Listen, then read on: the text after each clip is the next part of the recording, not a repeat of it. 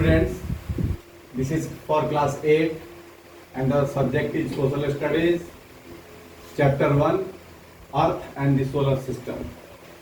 Last class में मैंने आप लोगों को एक चैप्टर पढ़ाया था जिसका नाम था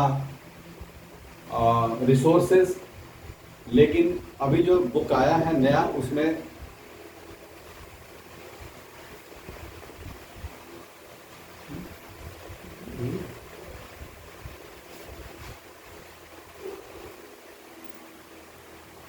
अभी जो बुक आया है उसमें ये चैप्टर बदला हुआ है, इसलिए मैं दोबारा आप लोगों को ये नया चैप्टर पढ़ा रहा हूँ जिसका नाम है अर्थ एंड द सोलर सिस्टम। तो इसके बारे में आप लोगों ने बहुत कुछ पहले भी पढ़ा होगा, तो मैं जो इम्पोर्टेंट इसमें पॉइंट्स है उसके बारे में मैं आप लोगों को पहले एक्सप्लेन कर दूँ।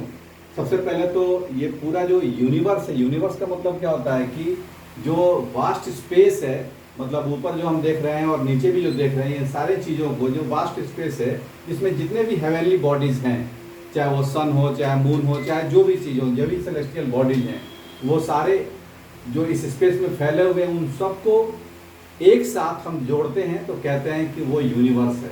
सो universe, the vast space containing all the celestial bodies is called universe. ये यूनिवर्स वास्तव में एक कटोरे के जैसा, उल्टे कटोरे के जैसा लटका हुआ है जिसके अंदर ये सारी चीज़ें अपने अपने जगह पर हैं और उसकी डिस्टेंस भी हम देखते हैं। इसलिए ये कहते हैं कि यूनिवर्स काफ़ी वास्ट है जिसके बारे में हम बहुत कुछ जानकारी नहीं प्राप्त कर सकते हैं और अभी तक जानकारी प्राप्त हुई भी नहीं है, क्योंकि थोड़ा बहुत तो हम जानते हैं। अभी हम जब हम एटमॉस्फेयर के बारे में पढ़ते हैं तो एक लास्ट पॉइंट आता है एक्सोस्फेयर, मतलब एटमॉस्फेयर का जितना हम लिमिट जानते हैं उसके ऊपर का लिमिट है जिसके बारे में अभी हम जानकारी नहीं है। तो ऐसे बहुत सारी चीज़ें हैं यूनिवर्स के बारे में जिसके बारे में हमें जानकारी अभी नहीं है। Anyway, celestial bodies, all the objects in the sky are called heavenly bodies और सेलेस्टियल बॉडीज। इसको हेवनली बॉडीज भी कहते हैं और इसको सेलेस्टियल बॉडीज भी कहते हैं।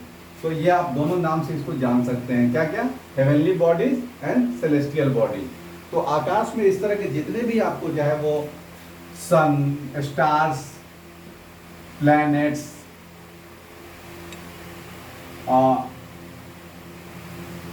सैटेलाइट्स, ये जितनी भी चीज़ें हैं, ये सारी चीज़ें जो हैं वो किस में आती हैं, सेलेस्टियल बॉडीज में आती हैं। तो ये पॉइंट्स आपको देखना पड़ेगा और याद रखना पड़ेगा। स्टार्स क्या होते हैं? Stars are celestial bodies which produce their own heat and light. अब जब आप इसके पीछे वाले क्लास में पढ़े होंगे कि स्टार्स और प्लैनेट्स में डिफरेंसेस क्या होते हैं, तो ये आपको बताया गया हो कि स्टार्स के अपने लाइट होते हैं और अपनी हीट होती है, जबकि प्लैनेट के अपने लाइट्स नहीं होते हैं, वो स्टार्स की लाइट से दिखाई पड़ते हैं या उनकी लाइट दिखती है। तो स्टार्स वो होते हैं जिनकी अपनी लाइट होती है और अपनी हीट होती है। जैसे सन भी एक मीडियम साइज स्टार है। तो अब हम देखते हैं कि सन तो काफ़ी बड़ा दिखाई पड़ता है जबकि बाकी स्टार्स काफ़ी छोटे दिखाई पड़ते हैं। तो सबसे नज़दीकी, अर्थ से काफ़ी नज़दीक है, the closest star to the earth is sun. तो इसकी डिस्टेंस कम है, इसकी दूरी कम है, इसलिए ये बहुत बड़ा दिखाई पड़ता है और इसीलिए हमें लगता है कि ये स्टार से अलग है, लेकिन वास्तव में सन एक मीडियम टाइप स्टार है। कॉन्स्टिलेशन किसको बोलते हैं? आप आकाश में देखते होंगे ऐसे बहुत सारे आपको ऐसे स्ट्रक्चर्स दिखाई पड़ते होंगे। इस तरह का अगर हम देखें तो एक रूप बन जाता है। ऐसे बहुत सारे स्टार्स के मिलने से एक खास, एक विशेष तरह का एक आकृति बनता हुआ दिखाई पड़ता है।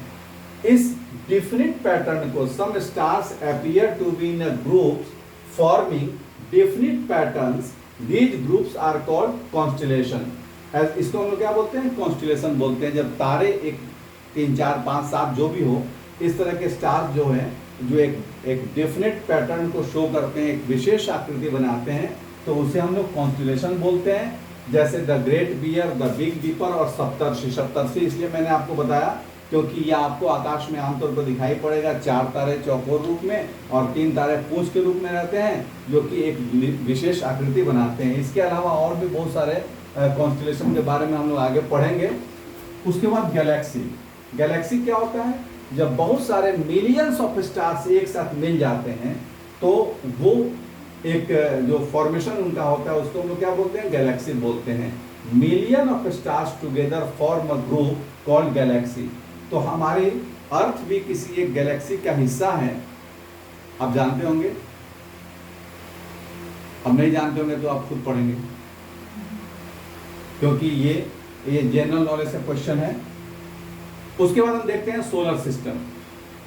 तो सोलर सिस्टम में क्या होता है कि हमारे अर्थ के लिए सबसे इंपॉर्टेंट सन है, और सन के इर्द गिर्द ये 8 स्टार्स, 8 प्लैनेट्स होते हैं जो अर्थ के चारों तरफ चक्कर लगाते रहते हैं।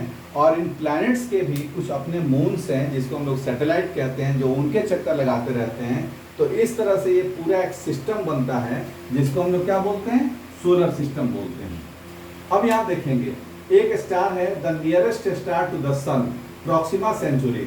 ये 40 ट्रिलियन किलोमीटर दूर है अर्थ से। Means the distance between the earth and the Proxima Centauri कितना है, 40 ट्रिलियन किलोमीटर। तो ये सन का सबसे नजदीक है और अर्थ से इतनी इसकी डिस्टेंस या दूरी है। अब हम इसको देखते हैं। मैंने आपको बताया था कि कुछ कॉन्स्टेलेशन की विशेष आकृति मैं आपको दिखाऊंगा। तो जैसे कि आपके बुक में है, आप इसको देखेंगे। ये आप देखें कि ये पोल स्टार है, ये पोल स्टार है, और इसके साथ साथ ये ग्रेट बियर के रूप में ये स्टार्स जुड़े हुए हैं। 4 स्टार्स यहाँ आप देख सकते हैं, और 3 इसके पूंछ में है जो एक बियर की आकृति जैसा बनाता है। इसको बिग डिपर भी कहते हैं, और ये पोल स्टार के ठीक नीचे दिखाई पड़ता है। ऐसे और भी कई आपको कॉन्स्टेलेशन मिलेंगे जो आपको बुक में दिखाई पड़ेगा। अब हम इसके बाद पढ़ेंगे सोलर सिस्टम के बारे में। तो ये सोलर सिस्टम क्या है और किस तरह से काम करता है, क्या क्या इसमें खूबियाँ होती हैं, इसके बारे में हम लोग देखते हैं। तो सबसे पहले हम लोग सन को देखते हैं। जब मैंने आपको बताया कि सन जो होता है वो मीडियम टाइप स्टार है, लेकिन धरती से नज़दीक है, और इसलिए ये बड़ा दिखाई पड़ता है हमारे नज़रों में। इसके बाद हम कुछ प्लैनेट्स के बारे में पढ़ेंगे, 8 प्लैनेट्स के बारे में पढ़ेंगे, और कैसे वो सन के आगे चारों तरफ चक्कर लगाते हैं उसके बारे में देखेंगे, और उनके मूवमेंट को भी देखेंगे कि उनकी मूवमेंट क्या होती है।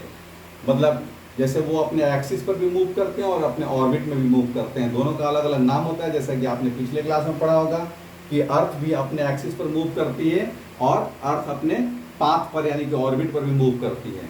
तो जब एक्सिस पर मूव करती है तो 24 घंटे में मूव करती है, इसको हम लोग क्या बोलते हैं, रोटेशन बोलते हैं। और जब पूरे अपने पाथ में घूमती है वो 365 डेज और कितना 365 डेज एंड 6 hours 4। तो ये पूरा जो एक चक्कर लगाती है इसमें क्या होता है कि सीजन बदलता है।